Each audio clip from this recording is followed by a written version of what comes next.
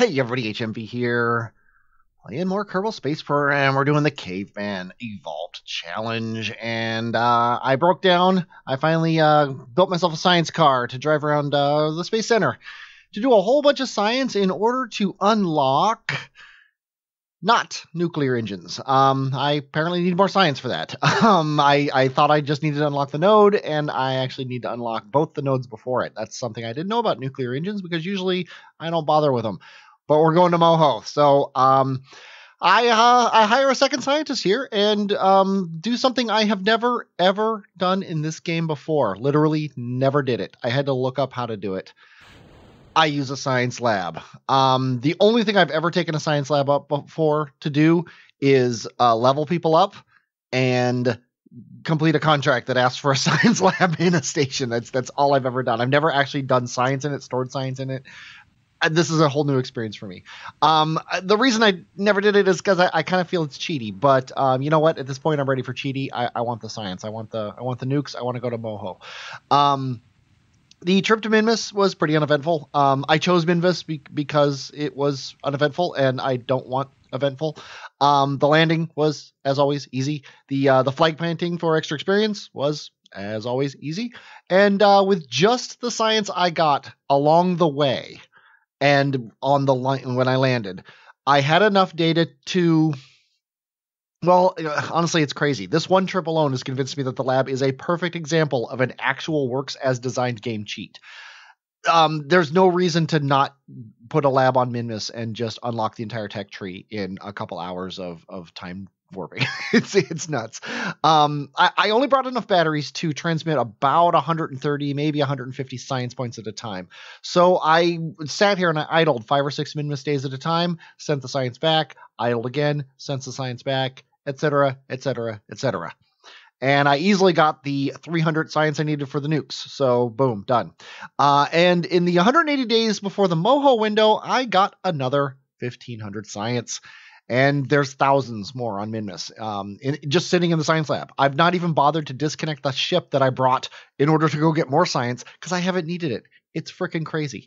Anyway, so I used my Dres return to unlock the biggest launch pad and then launched Moho 3. Trust me, you do not want to see Mohos 1 and 2. Suffice it to say, though, that they're why I broke down and researched nuclear engines. I had previously set up an ejection burn from a satellite I have orbiting Kerbin, and I targeted this satellite with my launcher, and here I'm trying to launch into an inclination that is at least close to the satellite's ejection angle. The only tools I have here are my eyes, so I don't do all that good of a job. It's better than starting out from the equator, so hey, it's better, right? The kickbacks go, and then the fairings go, and then we ditch the launch stage and start working with the nuke, which is backwards, so I have to control from a docking port that is facing the correct way. We burn into orbit, and then, with a series of apoapsis kicking maneuvers, get ready for ejection. I time my final periapsis with the ejection I'd planned for the satellite. I should note here, I never intended to use the satellite for anything. I'm just using it as a target. It's a trick I've learned. I've taught myself. You set up the ejection burn with a satellite that's just orbiting, and then when you target it, you can make yourself so that you're kind of going in the same direction to get your ejection set up correctly. You can plan ejections months ahead of time that way. Even with the kicking burns, the final ejection burn is still 10 minutes long. I could have probably brought another nuke. And it uses up 2 of my fuel tanks. But I get it. And then I get a Moho encounter. And with a hefty 6-minute burn, I get into Moho orbit. Thanks to the orbital relay that we're leaving around Moho, we've still got a connection with Kerbin. And thanks to 3 engines, the descent is downright sedate. We land with no issues, get our science, and with the orbiter quickly nearing the horizon, I decide to take off right away. I mean, so long as we're still in view, we've got comms, right? As I adjust my ascending node and descending nodes, you may notice that the communications lines are about to get cut off by the planet. Luckily, this didn't happen until I was ready to just go prograde with the lander. With the help of prograde and retrograde aiming, and on-again, off-again connection to Kerbal Space Center, we get close enough to each other to dock. But there's no comms. Why? Oh, the solar panels are not in the sun, of course. Nothing a quick reload from quick save can't fix. There we go. The rest of this is pretty typical. I get close, stop, head towards my target, and we dock on the first try. It's an 11-minute burn home, and we pretty much have to do it in one go. So I aim, hit the gas, and pray.